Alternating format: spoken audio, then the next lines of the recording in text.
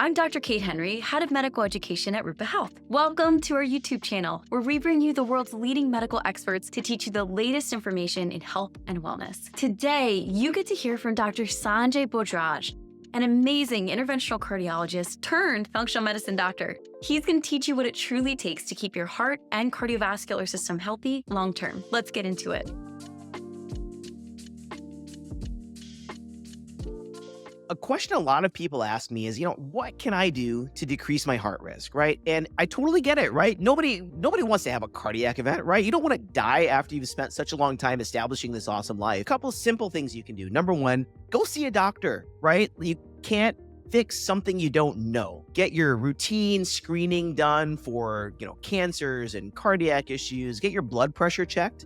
Right? I can't tell you how many people in the course of my career saw me as a first-time patient that hadn't had a blood pressure checked in years. So do the basics. But when we talk about diet, I think, and lifestyle changes that can make, there's a couple of things that pop out. Number one, get enough sleep. So there are studies that actually show 7.5 hours of sleep is that tipping point that really helps reduce your cardiovascular risk. Number two, move, right? We are meant to move. That's why we have 2 feet. That's why when you're a baby, one of the first things we get so excited about is when you walk, right? That's what humans are supposed to do.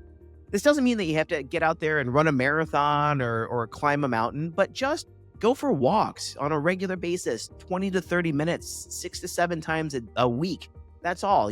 Pop on your headphones, be in nature, get sunlight, be outside, use your body for what you're supposed to use.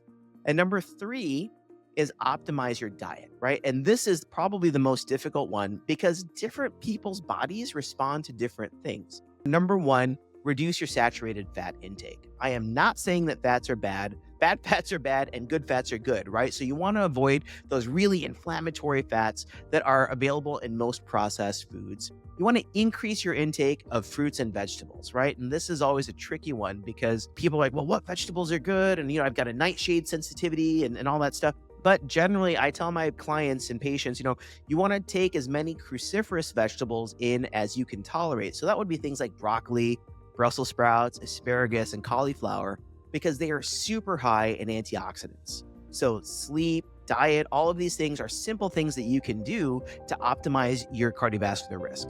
And please make sure to like and subscribe for more videos on health and wellness and to learn about the cutting edge of root cause medicine.